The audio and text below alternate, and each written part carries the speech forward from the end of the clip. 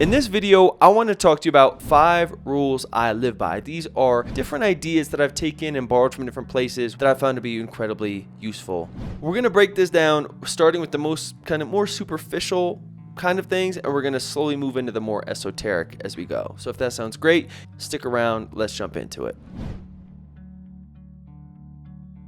Only wearing black and white. The reason I did this was to 1, keep things simple. I'm on my minimalist tip. And 2, it really made decisions around buying clothes and outfits easier. It's really gonna limit my ability to show who I am to the world. I get that, you do you. This is just for me. I found that I didn't like to spend a lot of time thinking about what I was gonna wear every day. In a way, I kind of have a uniform that I wear every day. I mean, this is the same way that I have a baldy, right? I'm not gonna lie to y'all. I have some nice hair. I look way better with hair. I would think about it all the time. It became an obsession almost, because it's like, if I wear a hat, so much thought, so much effort, how can one decision eliminate all the other decisions? And I'm like, just by shaving it. I think about my hair once a week and then I don't think about it anymore. And it's just easier for boxing, any type of martial arts, grappling. How can I minimize my appearance into some sort of a simple uniform, black and white, bald shaved head, that for me keeps it simple, clean cut. I don't have to think about it too much, and it just allows me more space and time and creativity to think about these other things that to me are just simply more important.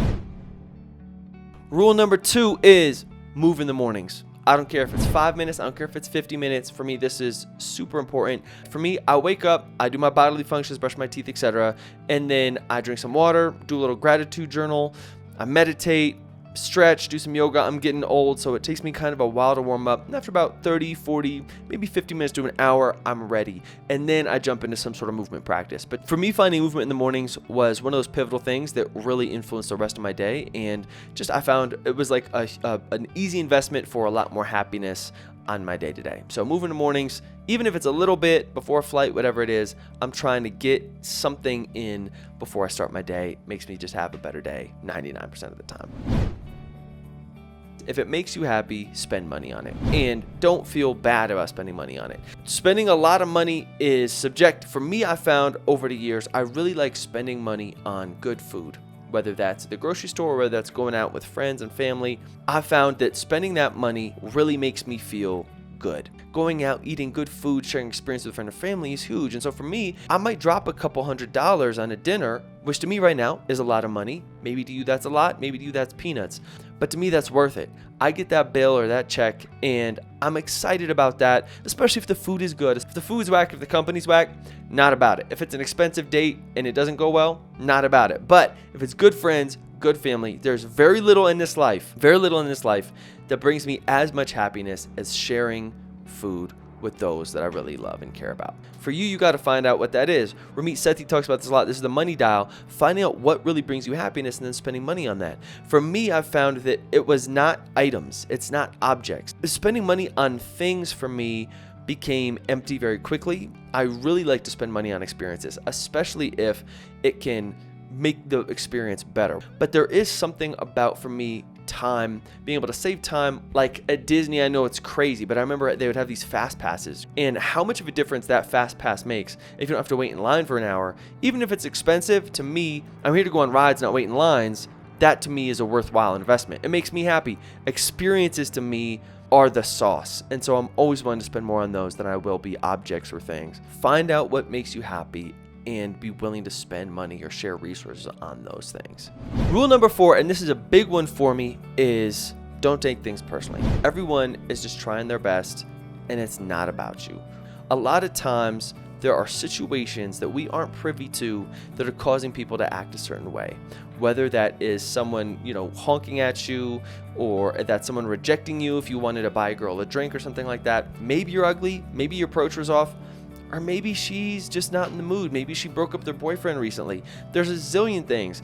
For me, whenever people get upset with me, if I'm like out in the street and maybe I'm biking and people are honking, or just I see people just blow a gasket, most of the time I know this really was not about me at all. They are having an issue with their significant other. Their kid didn't sleep last night. They're stressed because their mom's in the hospital.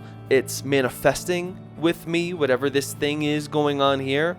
But to me, just thinking, like, we're all struggling out here. We're all just trying to do the best we can. The older I get, the more I'm able to connect with people, because the more I understand how hard life is. And last but not least, rule number 5 for me, don't believe everything you think. Like I said, I've seen how much I've changed over the last 10 years, from 21 to 31. Just from that decade, I can only expect that I will continue to change from 31 to 41. But there's something really powerful for me about keeping my mind open, having conviction, having strong beliefs, and not being so married to any of them that I feel like I can't change a lot of these at any time. As I say, the only thought that I'm not willing to change is this one. Think about that. That's like some Taoist shit. You know what, y'all? I'm going to give you a bonus just because you stuck around this long. And this is one that I think is super powerful.